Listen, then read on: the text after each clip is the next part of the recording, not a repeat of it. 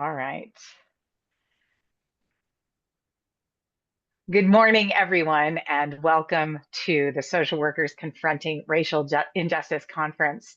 I'm Laura Dresser. I'm the host of this great session. I'm also one of the co-chairs for planning this conference. Our theme this year is Organizing is the Antidote to Despair, which feels important, I think, to the committee, and I hope relevant to each of you. It is definitely one of the motivations for this panel. And this panel is one person, I should say this great presentation that we are looking forward to today, the intersectionality of social work and immigration, a complex crisis.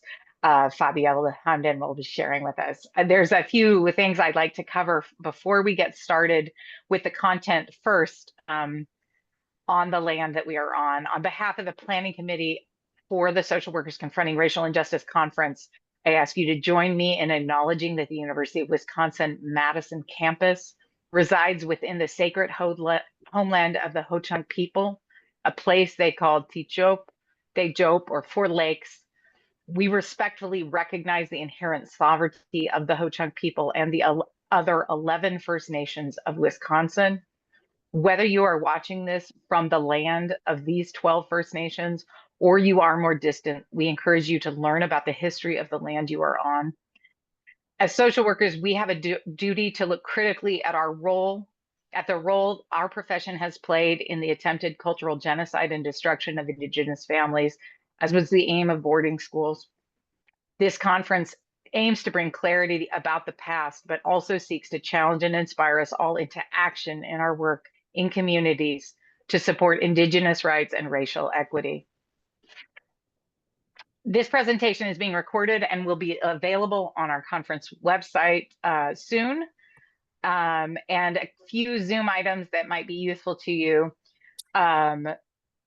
To access this presentation, you are required when you got into this room, you are required to provide your name and email. This allows us for us to log attendees and send you the CEUs. So do not worry about the CEUs coming in the door is how you will get your CEUs. Those will be distributed via email within a month of the conference. Your cameras and microphones will remain muted. We have a Q&A feature for questions that you can submit to the presenter. Please know that due to large volume of attendees, we will not be able to get to all questions. We do appreciate hearing from you. And I know Fabiola is looking forward to some interchange with you, but we do know that there's a lot of people in the room. And so we won't always be able to get to all the questions. As I said, this session is, I think, at the heart of some of the most troubling issues in the country right now. And it is about how some vision and a lot of work has created infrastructure in this county, and the kind of vision and leadership that's made that happen. Fabiola Hamdan is central to that. She is our presenter today, a bilingual, bicultural senior social worker, and the person who runs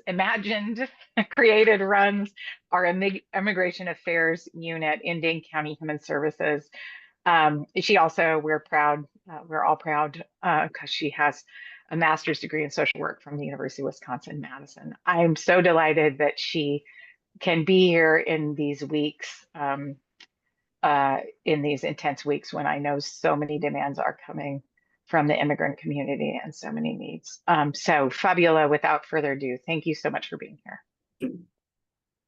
Thank you so much, Laura. It's an honor and a pleasure to be in this space with all of you that I cannot see. And this morning, I just wanted to say buenos dias, good morning. And we are here, all of us together to learn.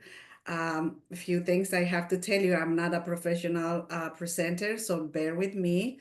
On top of that, been getting a little bit sick so far. I'm hanging in there. The other thing is that I think I wanted to have this sort of presentation. I wish it was in person, so we can connect. But I wanted you to ask questions if you have comments. Laura is going to be um, um, doing that piece of our time together this morning.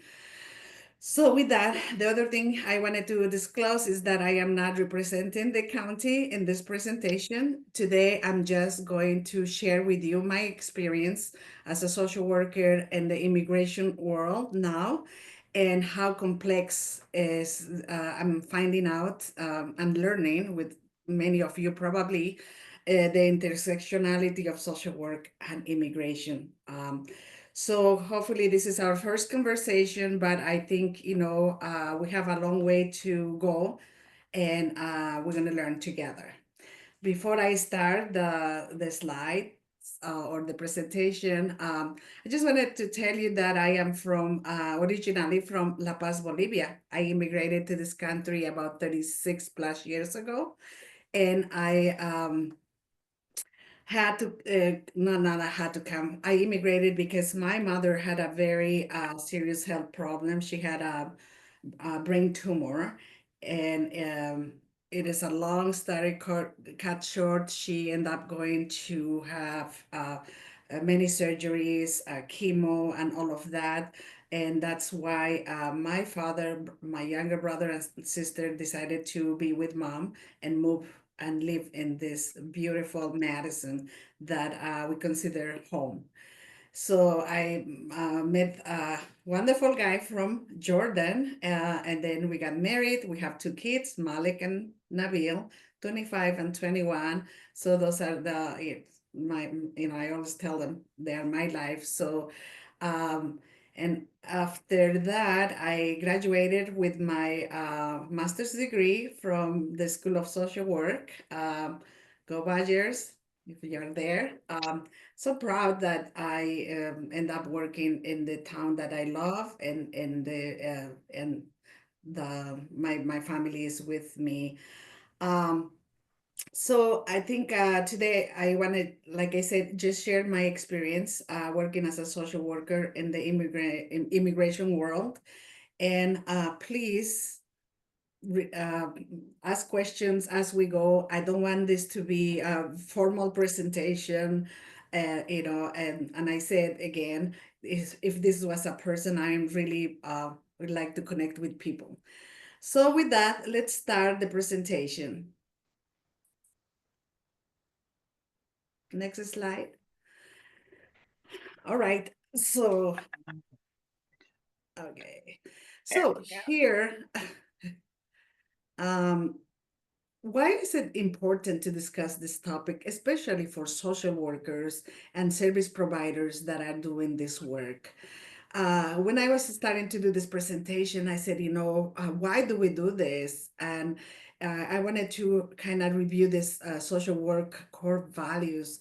And here it says clearly the service, social justice, dignity of work, of the person, importance of human relationship, integrity and competence, all of that, all of this comes together. But the one thing that I really do, I think, as a social worker is the social justice.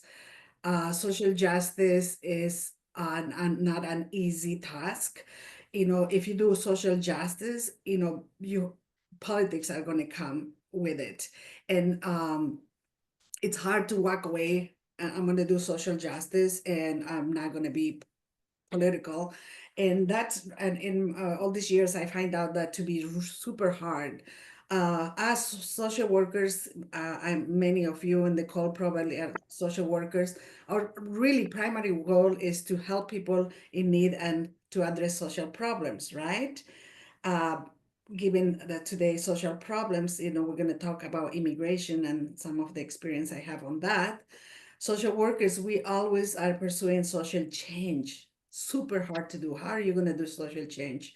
Nobody wants to really hear about the issues that we face with homelessness, with the very vulnerable people that we work with, and then we have to work or do this advocacy on behalf of these very vulnerable and oppressed individuals and groups of people.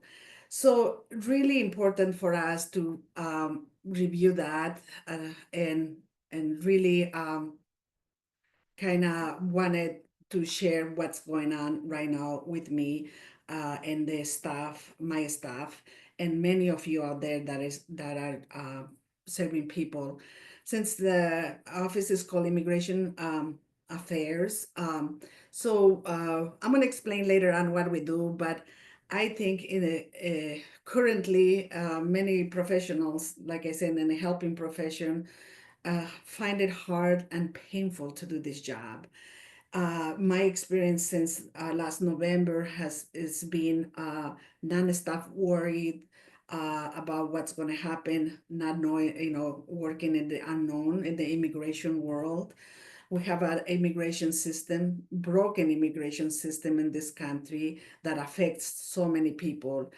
And I always share with my colleagues about we are all busy, and many of us have to write grants, have to see clients, have to do all this stuff. Sometimes it comes as a routine, but now I am finding out that at this time doing social work in the immigration world, it's so emotional, especially for us immigrants, because I think we have a trauma, and now that we are hearing from members of our community how afraid they are, how to we can connect people with legal resources when there is almost none. And I must say, Dane County, we're very, very, very lucky because we have wonderful nonprofit agencies that have immigration assistance programs that we work with. But it's a heavy load. It's emotional. It's not like the amount of hours you put in the office. It's heavy emotional load for us and my staff, and we live in that every day. So you have to take time, breathe, and I was just sharing with Laura, after this presentation, I took the day off. I just gonna disconnect, and then I need to be okay so I can serve better our population. So another thing is that, yeah, it really affects us. The larger community here, or service providers or organizations that I work with, are very uh, helpful and always, having these positive conversations. But we also do not have to forget that there are people that really don't like immigrants, right?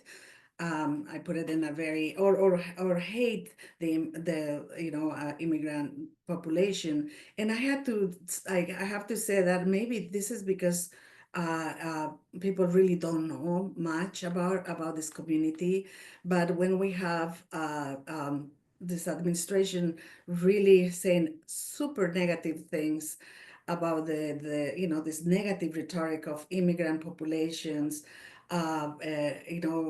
we hear it always, as seen as enemies, as terrorists, murderers, rapists, and we're here to get other people's jobs and all of that. That misunderstanding really pays a huge stake in our lives and organizations that we are doing this work. Not to After I think the elections, we started to have threatening calls. We had law enforcement involved. It's just hard, scary sometimes to do the job we are doing. So I just want to give you that, and all of us that, especially social workers, really hear you, see you, and it's a hard job that we have. I had prepared a video. This video is about 5 minutes, but unfortunately we cannot play it because of technology. But Laura is going to put it in the chat. And please, I ask you to watch it. Maybe many of you already watched this video, but it's really makes you understand the differences between who are the refugees and who are the asylum seekers. So I think I would like to briefly I'm not an immigration attorney, so briefly for talk a little bit about in the next slide about immigrants. Who are we? What are these important terms that we need to be learning, right? So in the video, you're going to see clearly the difference. But for example, refugees, right? Who are the refugees? So a refugee is a person who has been forced to leave their country of origin in order to escape war, persecution, natural disaster, and all of that. So refugees, their status is determined outside of United States, meaning that refugees are waiting in some other countries to get, to let them in the United States so they can live here. But that way, they are in resettlement places, and it will take a long, long time for them to come to live in this country. And with the current administration, I just learned that right now there's a pause of 90 days for refugee arrivals. And so right now, no refugees are coming in. So refugees, how do they come? We have agencies, the resettlement agencies that welcome them. Here in Madison, we have Jewish Social Services. So the government will say, okay, this month you're going to have one or two families that are coming. So this agency has, to help them provide housing. They have a little bit of economic assistance, access to budget care. Many of them come without knowing the language, obviously, and all of that. But I think at least when they come, they have that little caution, right? So those are the refugees. One more thing that I wanted to share with you is that I learned that every president can allow certain number of refugees to come to United States, and that number have been decreasing to the point right now that we don't know what's going to happen because it's in pause right now. So we will learn what's going to happen. How about asylum seekers? The way I want to, again, asylum seekers are people who are seeking an asylum because they have been persecuted, and really, with government changes in their countries, they ask for asylum, political asylum, right?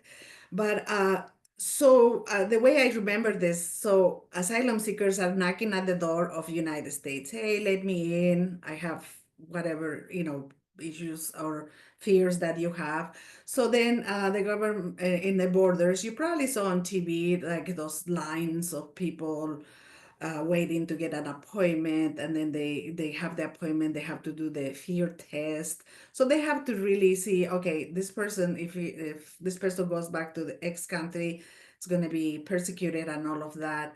But once they enter the United States, they are given a bunch of documents saying, okay, so you are going to enter, but you have to prove to the government why we should give you the asylee status. So when they enter, most of them are already, they enter with nothing, right?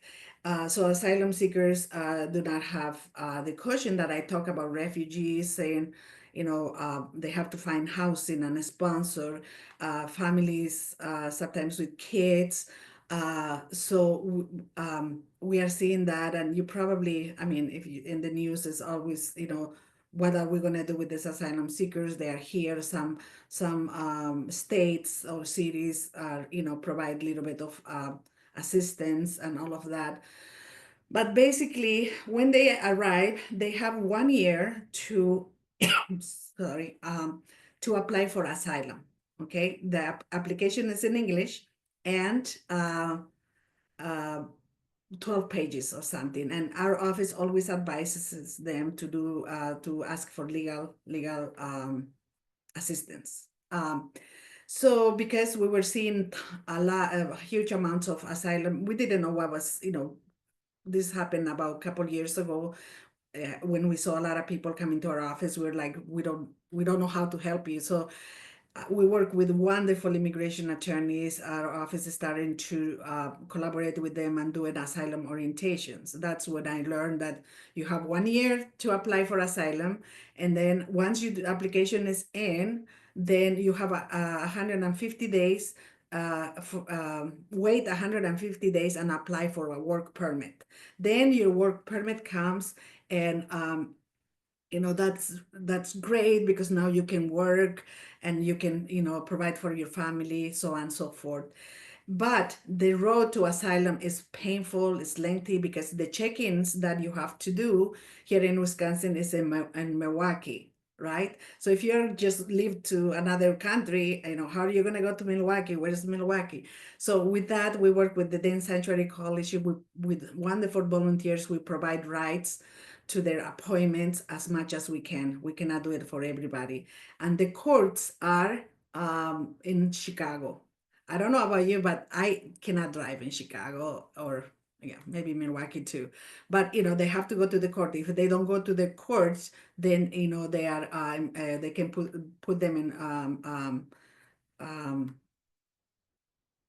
in jeopardy their stay, right? So and then that's when the warrants come, when you don't go to your appointment, that you cited, and you can be deported in deportation proceedings. So really important to know this too, because we are learning and hearing a lot about that. And in this administration, we already learned that the borders are closed, so no more asylum seekers can apply for asylum at this point. Um, what else? So the other terminology that I wanted to share with you is who are the non-US citizens, right? Non-US citizens are the residents or the ones that have the green card. Before you get your green card, you have to apply for it, right? And be like not in trouble with the law or anything. You get to get a permanent residency, then you wait a few years, and then you become uh, um, I'm sorry, conditional residency, and then you become a permanent resident. You wait, I think, 3 to 5 years, and then you apply for your citizenship. The other one is, if you can put it, also the non-US citizens are people that have the visas, right? So there's tons of different visas. For example, the most common ones that we see are the F1, F2 visas for students. So students have that visa. They come to study here, and they have to leave the country once they finish the status and their studies, unless they change their immigration status. Some of them can work very few hours. And also the tourist visas are the B1, B2 visas that, a lot of people come, they want to go to Disney, or they want to come and, it's a tourist visa. So usually they are permitted to be here in the country, maybe 3 months or 4 months, whatever the time the government says that you can stay. But if you overstayed your visa, then you become undocumented. So the other one is, okay, the undocumented immigrant. And I really emphasize every time that I do any talk, any presentation, uh, just refer to the people that you work with, your clients, as an undocumented, not illegal. We still have that big mistake. I get phone calls saying, hey, I have this illegal client, how can you help? And you're not, doing, you're just repeating what you hear all the time. So the undocumented people are people that are come to the United States without inspection, right? Uh, so many of you probably heard, crossing the border, or people that overstay their visas. So you become an undocumented. Also, in the undocumented category, we have the DACA, the Deferred Action for Childhood Arrival. DACA recipients are undocumented. Many people think they are not. So President Obama did an executive order to allow certain kids that were here when they arrived here as kids and study and went to school and all of that to stay in this country, but to get a work permit and to work and go to school. And this work permit has to be renewed every 2 years. And every renewal is about $495. So right now, DACA recipients, again, the previous administration, Trump administration previously terminated DACA. So no new people can apply for DACA, all right?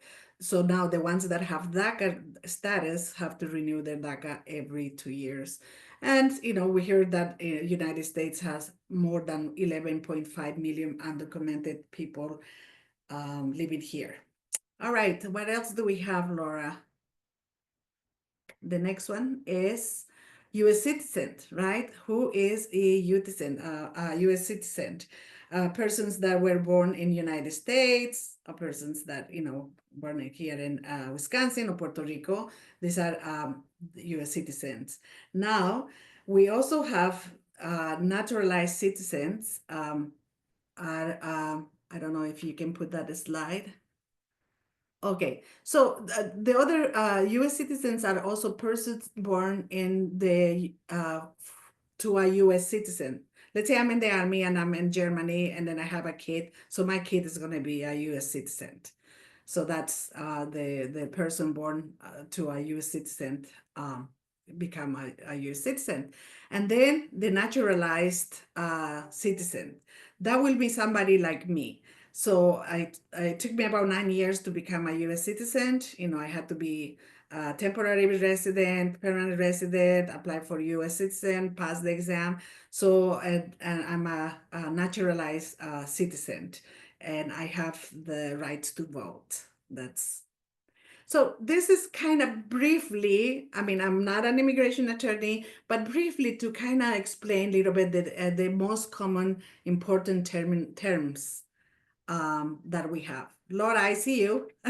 Yeah, Fabiola, we've gotten a couple questions in the chat just about the availability of this presentation, and I just wanted to confirm with you or let folks that are listening know we will put this presentation up on the conference website. It'll be available when the recording is available. And I know that you are open to sharing it. Is that right? Right, right. And then, yeah, you were saying, this is recorded, and then at the end, I'm gonna also put some resources where people can go. Great. And a question just came in about DACA and the termination of DACA. And do you want to engage with the question of DACA status right now, or should we keep going? It is 10:30 now. So keep moving, or just a quick question about DACA.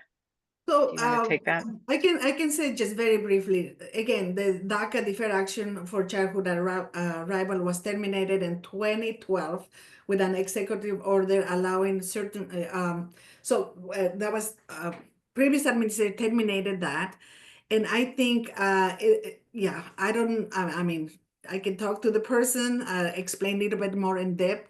The most important thing here is to remember that no new applicants can apply for DACA. Right now it's held in the courts and it's in limbo. So pay attention about what this government, this administration is going to do with DACA. Many people are very nervous about this. So I'm going to leave it there, and then, yeah, we can have some. Yeah, thanks a lot. Okay. All right. So then, okay. So the next slide, many of you in the call, I am sure you know about issues faced by the immigrant communities, right?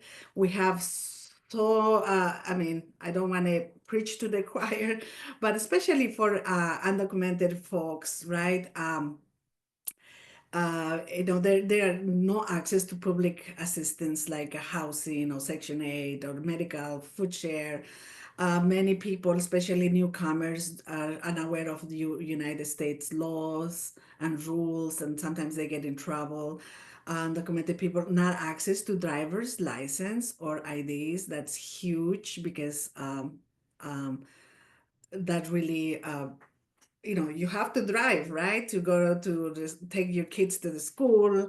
I always tell people when we have this Voces de la Frontera usually, advocates a lot for the Wisconsin driver's license or IDs. And I tell people, myself, you, and whomever is opposed for this population not to have a driver's license are putting people in risk.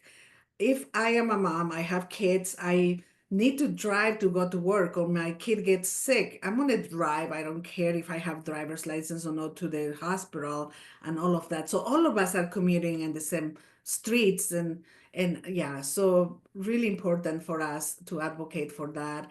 I don't have to talk about the exploitation at work, right? When I just started as a community social worker, I had six women came to my office and saying that they worked for this person. I think they were cleaning the university apartments, and for a month, and it was from 6 in the morning, 6 in the afternoon. So the day of payment came, and they were like, "Okay, we'll pay you, but show us your green card." And that infuriated me so much that I end up going with the six women in my car to the place, to this manager, and saying, "How dare you're not going to pay these women? They were working for you. And then, why didn't you ask for the green card or whatever when they start working?" And so it was, yeah, a very, the person almost called the police and all of that. And then I tell you this because it really gets in my injustice. I mean, this type of things. I have tons of examples about that. So the exploitation at work is always there. The language, right? I mean, you can hear me now. I have big accent. It's hard to learn another language. Let's say, one of you, all of you, end up in another country and you don't speak the language. It's hard to communicate. We were talking about the refugees' lack of social support, right? You leave your friends, you leave your relatives, everything back home. So here, you don't have that support. Um, a lot of people that come also, they don't have knowledge of the available services that we have here. Most of them are amazed about the services that we provide. Again, Dane County here, we're very lucky with many agencies providing a lot of resources. Distrust on institutions. Some people that come from countries where big institutions or the police are really corrupt. Then when they come here and we tell them, if you are in danger, call the police, they're like, "No, I'm never going to call the police." And so that's kind of the state of mind that we work a lot with people that have all these stresses. Chronic stress. Oh my gosh. I was just going to tell you that talking about DACA, something came to my mind. So I knew this person that got, after years, so this person got a DACA, that he had got her driver's license, work permit, and she used to commute to Milwaukee for work. And she says that one day she was driving, every day, and then suddenly she saw a police car behind her, and she immediately exited the highway. And then as she was exiting and driving, and she remembered, "Oh my God, I have a driver's license." So, she's a DACA recipient. And then, she just like was so shook up. And you can imagine this chronic stress lives with you all your life. And so that's really something that we need to pay attention. And undocumented people always, they feel like they're criminals, especially when the rhetoric is out there. So, I mean, we can go a whole day talking about all these issues, but I just want to pinpoint that now. The next slide, I just wanted to tell you my journey and how did I become to be working as the immigration affairs supervisor. It wasn't planned. I did not have a clue how to do this. So about 2017, and um, the county opened a position as the, somebody that can work assisting people with immigration matters. We had a lot of mixed status families. We really didn't know how to serve them. You know, kids were born here, parents are undocumented. Do kids can access some medical assistance, so on and so forth. Also, at that period of time, there was a lot of in the previous administration, there was a lot of the administration on 2017 and 20 to 2021 attacks in the immigrant community, right? There was a lot of litigations for sanctuary cities. Many cities were told that if funding will be cut for them if they become a sanctuary city. The DACA was terminated. TPS, temporary protective status, that administration also did terminate that. About 200,000 Salvadorians were affected by this deeply. And also, the ban on the Muslim countries, 7 countries were banned. Always remember families and friends that couldn't go and visit their relatives and the vice versa, right? Family separations, the threat of public charge, a lot of the legal defense programs were um, terminated. Maybe you can go to the other slide. Let's talk about the ICE rate. On top of that, in 2018, we had for the first time, the next slide. Okay, there we go. The 2018, it was a turning point, right? I don't know if you are live in Madison or Wisconsin. I always remember on September 21st, 2018, I started having a lot of phone calls around 11 a.m. Remember, at this time, it was by myself trying to do immigration work as a social worker. So no idea what I was doing. I was trying to just connect people with legal resources and all of that. So then ICE came and announced, arrested about 20 people in Dane County and 83 in Wisconsin. They didn't communicate their presence with any of the law enforcement. A lot of people that were detained were not targeted, meaning that you're gonna hear like, oh, we're gonna go after people, those criminals, but there is gonna be a collateral effect where they can just come and ask for your papers, and if you don't have your status or you don't have your green card or citizenship, they can arrest you. So it was a nightmare, right? So I think a lot of people from the 20 that were in Dane County, not all of them were Latinos. And this was a huge, left a very long lasting effect in our immigrant community. As I was telling you, I got, that Friday, on September 21st, a lot of phone calls from businesses saying, hey, my cook didn't show up, what's going on? And oh, the kids are not coming to school, or people saying, hey, they detained my husband, my father, my brother, the chaos, right? There was a press conference that day, and then my phone number was given out, and that's why I got all these phone calls. So without knowing what to do locally, doing 18 years as a community social worker, I had a strong stakeholders, collaborators that we got together immediately and met with the families that were affected. How are we doing in time?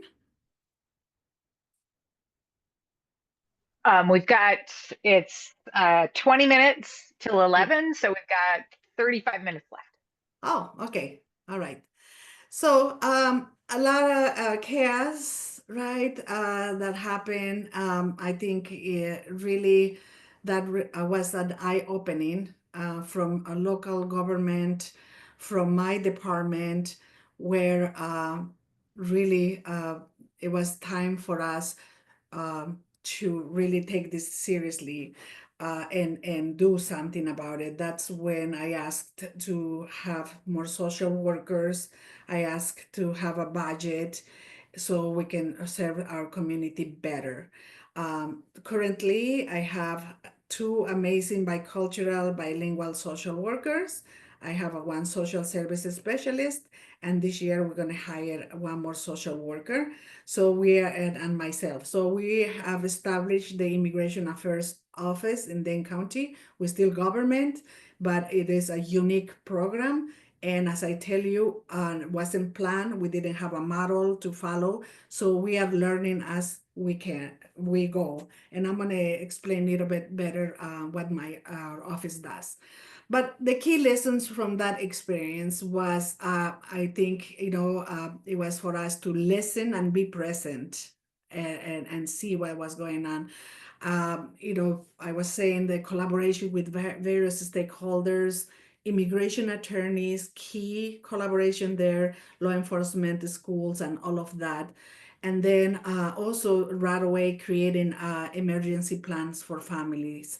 What would happen, if you have an emergency? Let's say your husband or your parents don't come; they are detained by ICE. What is your plan? Who's going to take care of your kids, your pets, or all of that? So we created that time. We created an emergency plan for families, and now this year we went back and updated our emergency plan for this new administration. Really important for at that time was to do clinics and know your rights workshops. What are your rights as an immigrant, as a undocumented, and all of that. And we did started the immigrant emergency response team, which is still right now. This team really helps us to come together, and we have representations from the city of Madison, Dade County. We have law enforcement, faith communities, school districts, nonprofit organizations. It is a very small group of people that we get together whenever things come in this area. We work hard and put in resources available and all of that. Right now, with this team, we have created the family safety plan. I'm going to share some resources that you can download and see all the resources we're creating as far as know your rights, as far as family planning, as far as putting videos about know your rights and all of that. So we convene regularly, and we plan to share information and respond to crisis. We're experiencing, as I speak, a lot of miscommunication out there, especially in social media, about ICE presence in the county. I mean, you're seeing on the news in other states, but so far we haven't found confirmed that ICE agents are here. They One thing that we need to know is that usually ICE agents never left, right? We always had that presence, and they usually come to find people with warrants, right? Somebody has a warrant, and then they will go and arrest the person. But now, people with warrants are not all criminals, in my experience. We had this young mom that had a court in Chicago, and she had a C-section, so obviously she couldn't go to the court. But right away, she was they put her in deportation proceedings and then had a warrant. And ICE came and knocked at the door. She was at the hospital. Mom said that she's not here, but and then she ended up going to the court and all of that. But it's important to really pay attention to that. Not all the people with warrants are criminals. And all of us, I can assure you 100%, we don't want criminals in where we live, in our cities, in our towns. No, the people that people that are criminals, I mean, take them. That's some consent we have. All right, you can skip that little nice plant. And again, I already talked about this, but one thing to emphasize here is that due to to the work we were doing, we really wanted to increase the budget, and now I told you that we have a unit established in Dane County Human Services. And that's great, and we're learning. We had to do a lot of adjustments, and we're learning as we go. So we implemented things like open door policy. People can come to our office for to ask for resources. We would that's the open door policy. I really intentionally would like to hire bilingual bicultural staff. I talk about this not in a sense of offend any of you wonderful social workers out there that do amazing job, but I think for this job, being bilingual is amazing in any language, or be bicultural, because that really adds to what we do in immigration affairs. We have a lot of wonderful organizations, UW Hospital, giving us donations to support our initiatives. And then our really strong collaboration with nonprofit agencies that I'm going to put it in the resource that do legal assistance. So that's that. Do we have any questions, comments, Laura? Yeah, yeah, actually, Fabiola, there's two great things I wanted to highlight from the question list. One is a kind of back from when you were talking about problems that immigrants face. Someone wrote, undocumented immigrants are often exploited through scams that falsely promise legal status in exchange for money. I am concerned that these types of scams will grow under this new administration. I wondered if you wanted to just speak to that a little bit. Whomever did that comment, next time you're going to do the presentation with me, that's an excellent question. Among many things that we do is we always, tell people, do not, get into that mess. We have heard and seen an increasing amount of offices from Florida, California, attorneys calling, undocumented people, hey, I'm gonna fix your status, you just have to send me, let's start with $500. We had a young couple that ended up paying $13,000 to this bogus attorney firm. And it's like, how did you do that?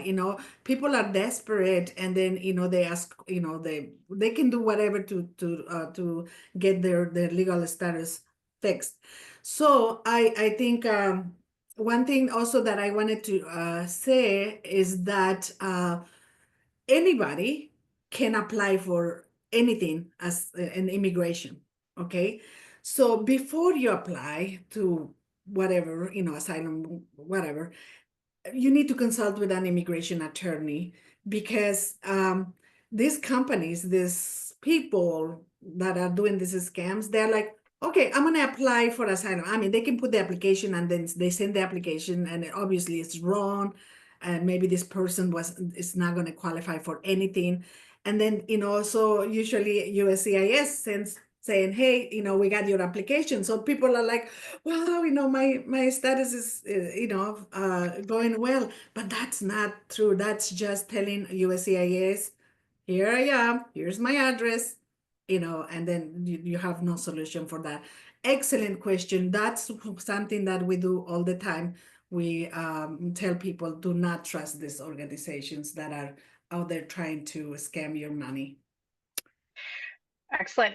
I'm going to put a few together because I'm getting questions about different locations how best to support immigrants in need of health care, how best to help, how best school social workers can work with immigrant students, and uh, also ways to understand whether ICE is in a community or how outside of work, word of mouth, Mhm. ICE presence is known. So that's a lot of questions, but maybe a little bit of But that. guess what? And another time I would have said I have no idea, but now I am so proud to say that the resources that I'm going to put at the end for all of these questions, this immigration and enforcement resource team, we created a resource list where we are monitoring daily um, about ICE presence and you can follow Voces de la Frontera website and Centro Hispano's website. Those are our two official channels of communication. And the group that I was telling you, we have people from only MMSD. We don't have other people from San Prairie or Fitchburg. But then, they are disseminating this information. We are going to be soon doing the Know Your Rights, probably not in person, all depends. But then there's a lot of initiatives. So for the people that are asking that, please follow those websites. We also have Centro Hispano has put together cards with a QR that can take you to those resources and all of that. So excellent question, and I think we will keep robust in those resources and then sharing with the people. All right. Excellent. Can I just throw one more? Because on the cannot help with and the can help with slide that we're on right now, someone asks if you can help non-Dane County residents. Mhm. Can non-Dane County residents contact you, and can you help them find resources outside of Dane County? So in Then I'll this, let you get back to it. okay. So in this slide, and I in a couple this is the slide that I was going to tell you what our immigration affairs do. And so remember, this is a work in progress. So what we do as social workers, we do case management. We work with people that have immigration matters or stuff that they need to fix, but and we connect them with immigration legal resources. All right. We help pay for consultations. We cannot pay for the attorney's fees because we're government. So we work also in the certification of U visa. U visa is for victims of crime, and all the coordination that we do with community stakeholders. Things that we cannot help, we only work with Dane County. Our office only works with Dane County, but we work with other agencies that work beyond Dane County. Unfortunately for us, it's only Dane County. Um, uh, we cannot give any immigration legal advice, right? We're not immigration attorneys. We cannot pay private attorney service fees. We cannot initiate that U visa applications and all of that. So I normally do a presentation about our office, and it takes about 45 minutes. So with that, it's just kind of tell you what we do. Again, you're going to go to our website and you're going to see you are going to see the what our office does. Right now, we have a lot of the family safety plan there. We have, it tells you exactly what we do. And anytime you need to talk to me or one of my staff, just give us a call. All right. So I think that's kind of in the nutshell. We wanted to consider ourselves like this little tiny light in the tunnel, with at least we are working with people from different places, not only the Latina community, from different places to connect them with services and to really case manage, if they need housing, if they need other, we connect them with different resources. What we find it very helpful is, families actually are hurting, especially after the pandemic. They couldn't pay their filing fees. If you want to become a U.S. citizen, there is filing fees. If you want to do change of status, all of that. Also, my staff, I mean, they're very clever. We learn a lot of the immigration, how can I say, um, things that we can help. For example, right now, we learn how to change the address. Let's say you came to the country as an asylum seeker in Texas, but you end up in Wisconsin, but now, you have to change your address. We help clients to change their address with immigration so they can go to Milwaukee, not Texas. We also change of venue. That means change of courts. We're doing until December orientations on asylum seekers with attorneys. So whatever we can do to assist people, we do. And I think we're also learning, and we're going to learn more with this administration about what things we can do and what things we cannot do. All right.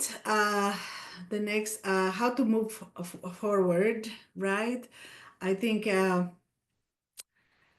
we have to. There's no other way that we cannot move forward. I feel that it is very, very important to educate ourselves and understand the issues and obstacles very well. Always stay informed, but with reliable reports and reliable agencies and people. It is, a key.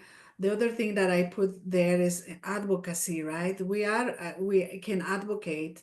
And I think I was sharing with Laura that, for example, uh,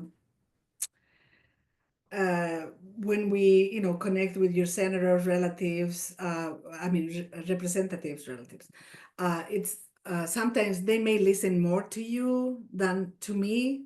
I used to do outreach in election times. Whenever I will do the phones, people will hear my accent and they were like, who are you? But if Laura calls, probably they're gonna listen more to her than me. So things like that. Advocacy is huge in this profession, and I think you all know that. What else do I have here?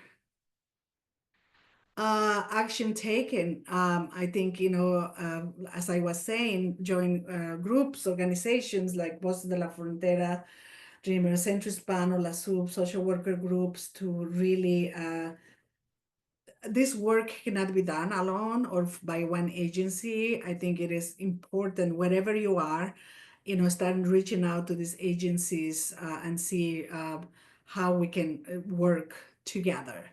It's very important that as social workers or social service providers, we review our agencies and organizations' policy and plans for working with the immigrant families, especially the undocumented.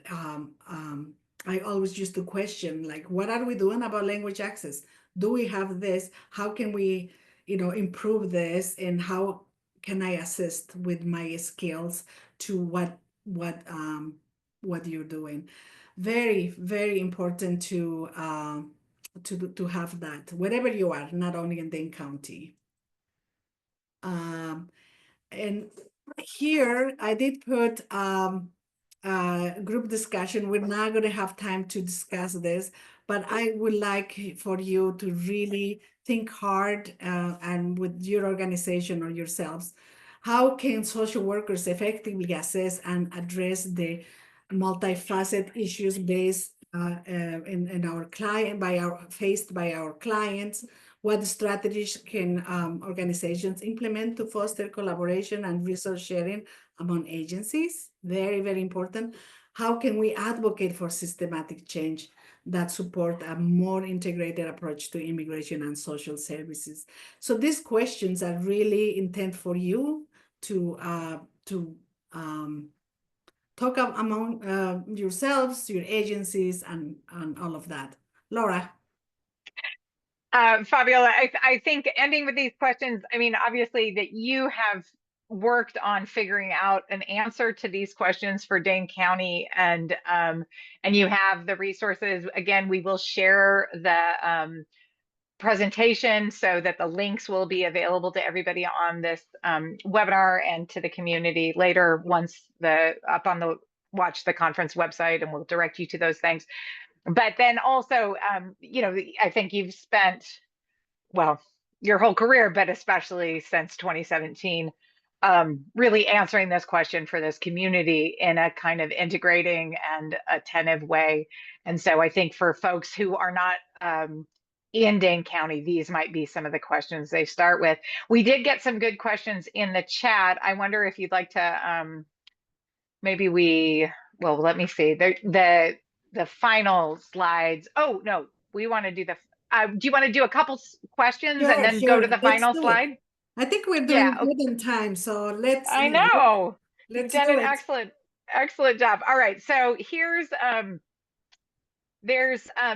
think there were some questions about supporting immigrants in healthcare settings and in school settings, and I just wondered about your responses on those a Mhm. little bit, like just helping social workers think how to be responsible to supporting the safety and uh, needs of their immigrants in schools and in healthcare. Right. So the first thing at the schools, and I can only talk about my experience, and here we work a lot with Madison Metropolitan School. And we have representation in our group that meets all the time, and ways in how we can support social workers. I get calls and emails from school social workers about, how am I going to support their families. So right now what we are doing is, the way you can support is share with them the family safety plan in case of an emergency. That plan, it's in my website, it's in the websites that we're going to share. uh, um, Really, I think it is important, especially for younger kids, to tell the parents. We always say, do not discuss any immigration serious matters in front of your kids. I think a lot of social workers, it's just reach out. That's what I'm going to say. Reach out to some agencies or people that can sort of guide you in that matter. Uh, right. We are talking with the superintendent as far as he be, kind of disseminate this information with other school districts in San Prairie, Middleton, and here. But I think it starts by you reaching out and saying, okay, I have this situation. What do you think I should do?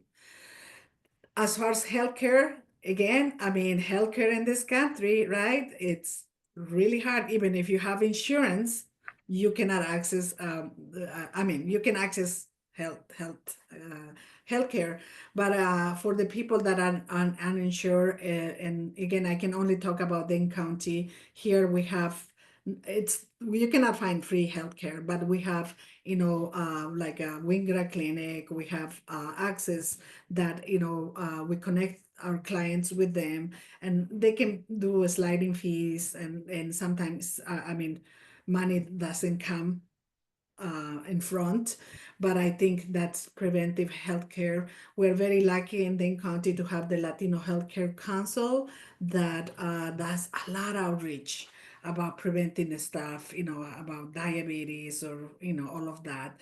So I think it is always for us, that we think that, when cases come to you and you don't know what to do, reach out, and then, hopefully you can get some information and resources. There's another question that's sort of closely related to this about the unevenness. So it says, unfortunately, it seems like supports are so varied based on location. Dane County is lucky to have an amazing office like yours. I live in the Twin Cities and know lots of people come to Minnesota for supports and hopefully feel relatively safer than in some other areas, but it can be so frustrating and disheartening to feel that there isn't any fairness or consistency. I wonder if you had some thoughts about that. Right. And then all I can say about that is that, that was my world. Always like, okay, what are we gonna do with these families that, with all these barriers, and so by always kind of exposing those outside of my network in a much more macro level. I think, I got to the ears of administration and local government and all of that. It's not easy, but I think, we have our workload and then, we're going to have to do this extra thing. That's why I always say partner with others and do that. It is unfair.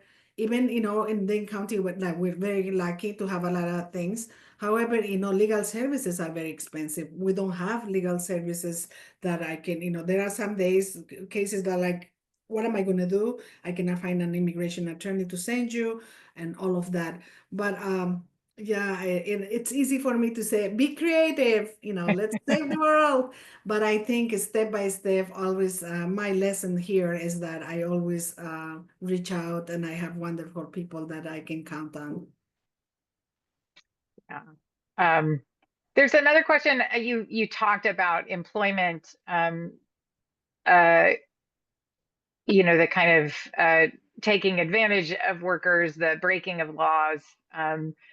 And there's a question: how can we hold companies accountable for hiring undocumented immigrants and not allowing them full benefits? This says full benefits such as health care, but also even just violating basic wage and hour rights. How do you see good strategies around holding companies accountable and enforcing labor standards?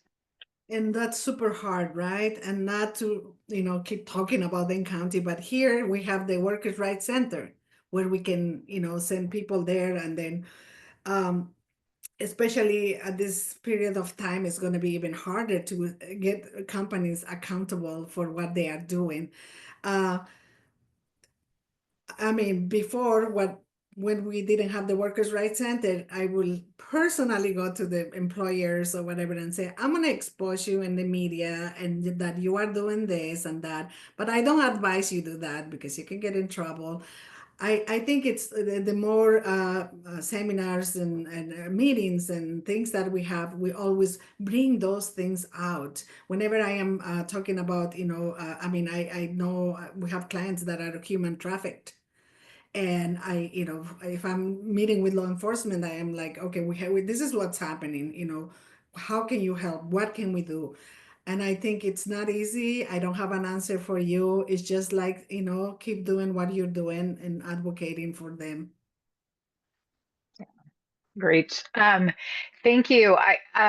There's some specific questions. I think there's a question about a packet of community resources. I think you direct folks to the Immigration Affairs website. It's very hard for me to be cutting and pasting and in the chat. So I mean in the Q&A. So I will that website is danecountyhumanservices.org. /children, youth, and families /immigration affairs. I'm sorry not to be able to cut that in, but it messes up the PowerPoint every time I try and do something with cutting and pasting in the chat. So sorry for the person who asked that question, but it will be this PowerPoint will be available. Look to the conference website. And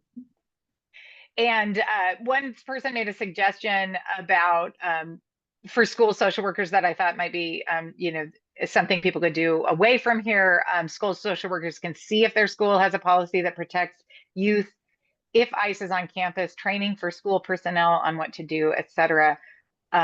Maybe to organize in districts to pass protective school policies if there is not one. I don't know if you have any thoughts or experience on that. No, I don't. I think schools here, at least in Madison, do a lot of proactive work. Right now, for example, we're asking them to tell the parents, send letters and saying, hey, go to your infinite campus, have a person review that, who's your emergent, the person that can pick up your son and daughter in case you cannot, things like that. But I think, schools are this huge, organizations and they're different. I feel that, yeah, like I say, I don't have a direct answer for you, but I think it's just reaching out to other schools. What are they doing? MMSD is doing a lot of great work. Yeah. And do you know if, just at another level of education, there's a question in the chat, or in the Q&A, are there recommended ways for UW-Madison professionals, staff, faculty to support students in case there is ICE presence on campus? Do you know of anything to direct folks on campus to? So on campus, I feel that we have somebody represented UW-Madison. And then I think these resources that we are putting together that I am just right now emailing to you, Laura. I think just check that out. And I've been asked to talk to some classes and stuff like that, which I'm gonna do, but it's just sort of be aware, be alert, and then students on campus usually I have either DACA or the F1, F2 visas, so they are protected, and just kind of affirm that. And we're gonna do Know Your Rights presentations in English and Spanish, so I think that's another thing that we're going to share. Great, great. Thank you. I know we just have, it looks like 3 minutes left, and I know you have this last slide to help send people out. So I thought maybe at this point we shut down on the Q&A and get to hear your closing words. Absolutely. Let's do that. So what do I have here? Yeah, I wanted to close. I always, read this to in presentations. And in conclusion, feeling I wanted to read this for you, and you can read it on your own. But feeling safe is fundamental in our lives, all our lives. Yet our immigrant community is experiencing a rapid and far-reaching transformation in immigration policy. This is feel a sense of fear and uncertainty in many immigrants, mostly in the immigrant households. Uncertainty and not feeling safe can be debilitating for these families, affecting their daily routines, their social engagement, and their interaction with one another. The current national climate targeting immigrants and refugees is completely unacceptable, right? I hope you agree with that with me. And then families belong together, growing and thriving, no matter of their background or immigration status. Opting to leave your home country and to leave everything behind is not an easy decision.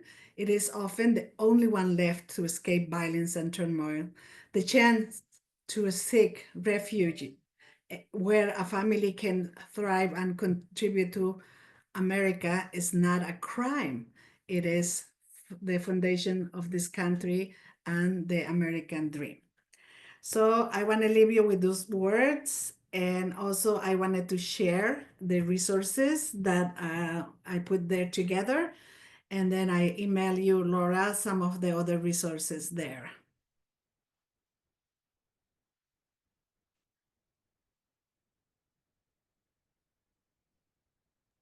Sorry, poking too many buttons. Fabiola, thank you so very much for this presentation and all the uh, um, information and all the work that all this information represents. It is, as folks said, it's lucky that we live in this community and that your Right. vision has so informed our Right. response to it. Oh, well, thank you. And I think hopefully it went okay. And, I just Oh, sent you we're those still on. resources. Just a minute. We're still on. I just need to say goodbye to people. I think it went great. I think the crowd thinks it went great. A few things for the crowd. Thank you for being part of this. We've got 15 minutes and then the noon sessions will start. There's great content at noon. Kelly Hayes and Miriam Kaba at 2. An email will come looking for your evaluation of this. And also you'll get emailed about your CEUs. And also look on the website for the content that Fabiola shared and the other content Mhm. Thank you so much, Fabiola, Thank and you, everyone. everybody. Yeah, have a nice weekend, and thank you for sharing this space with us. I think we are not done. There's lots of things that we can do. Always remember, reach out, and let's connect, and then advocate. So thank you, muchas gracias, and have a nice weekend.